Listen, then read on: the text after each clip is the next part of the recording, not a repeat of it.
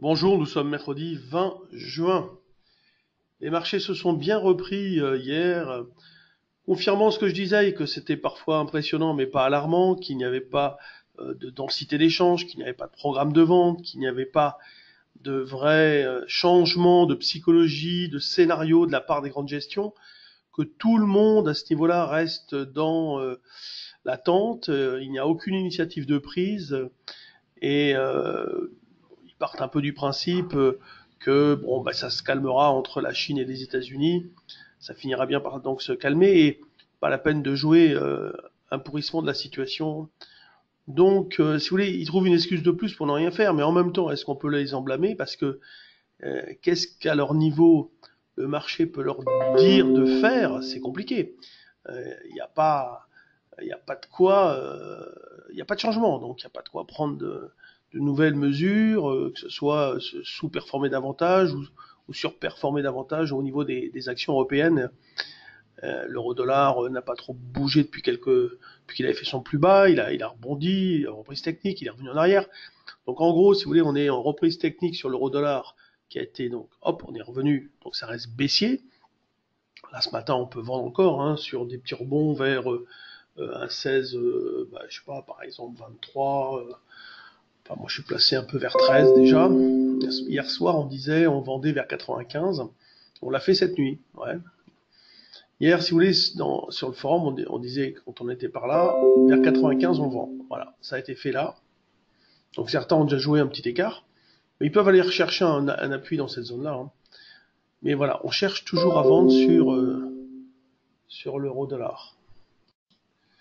Bon, sur le DAX, ce matin, il était aussi bien que le CAC, un peu moins bien, un peu mieux. Enfin bon, il y a vraiment une corrélation en ce moment. Une corrélation dont on ne sait pas où on va. Voilà, tout simplement. Hein, un peu au gré des événements. Donc nous, on est plutôt à l'achat sur des replis. Donc hier, on a acheté à 613, un truc comme ça. Un tout petit peu plus bas, mais on a pu revendre. On peut réitérer les mêmes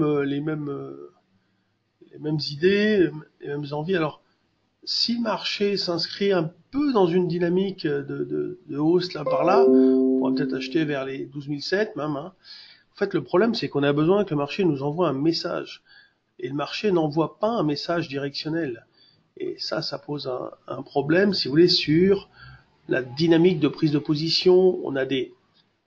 Les séquences sont très différentes les unes des autres, les séquences de marché. On a des dynamiques très intermittentes.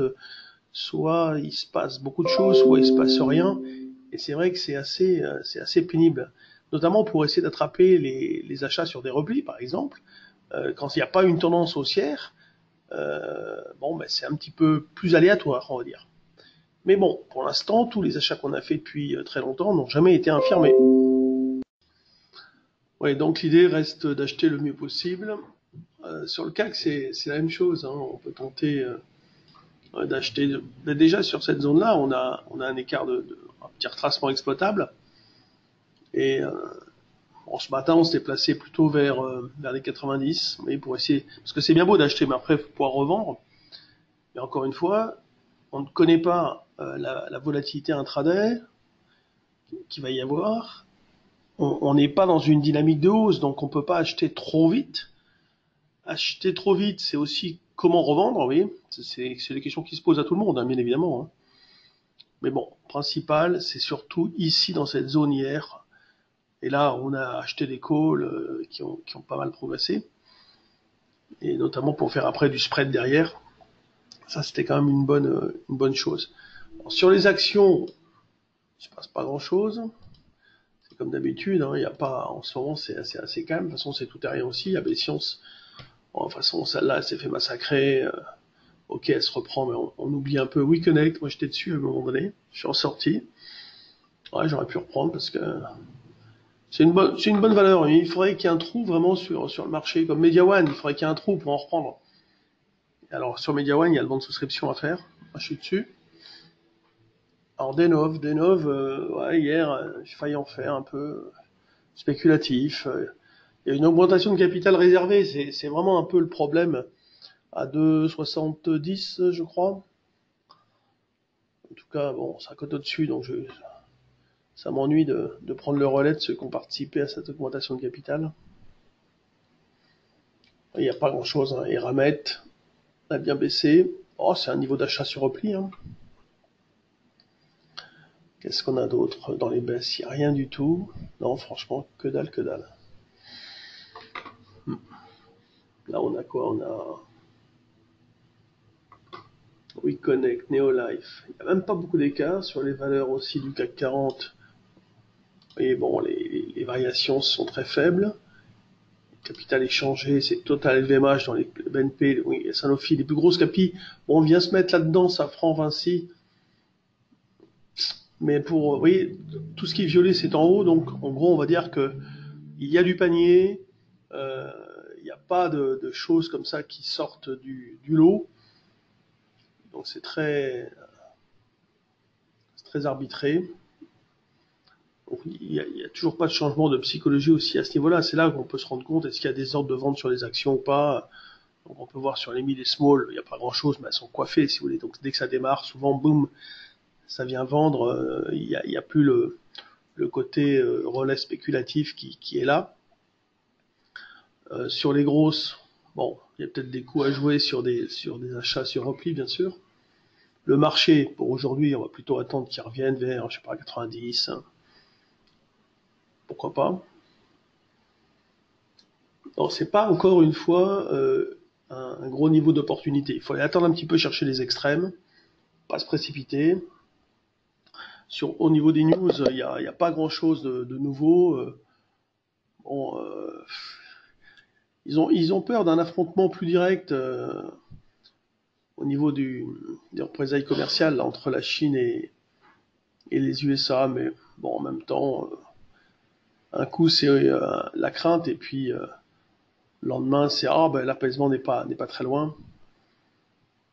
Bon, les Européens sont un peu organisés. La France et l'Allemagne sont parvenus à s'entendre sur les réformes de l'Union européenne qui doivent renforcer donc l'Europe, enfin la zone euro. Donc elles concernent le budget, les flux migratoires, la défense. Mais bon, budget, ok.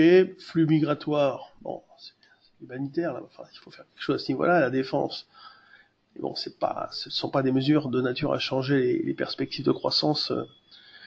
Dans la zone euro, celles-ci se sont quand même un petit peu dégradées ces derniers temps. Voilà. En plus, avec des taux d'intérêt extrêmement bas, l'euro est affaibli, bien évidemment. Faut pas non plus qu'il soit trop affaibli. C'est bien d'exporter, mais quand on achète du pétrole, quand on achète des matières premières, on les achète en dollars. Voilà, donc un mercredi qui démarre... Ah ben ça y est, on est déjà à 90. On est déjà à 90. Et ici, tac. Voilà. Bon, ben ça démarre donc toujours pareil, sans densité, pas d'illusion sur la situation.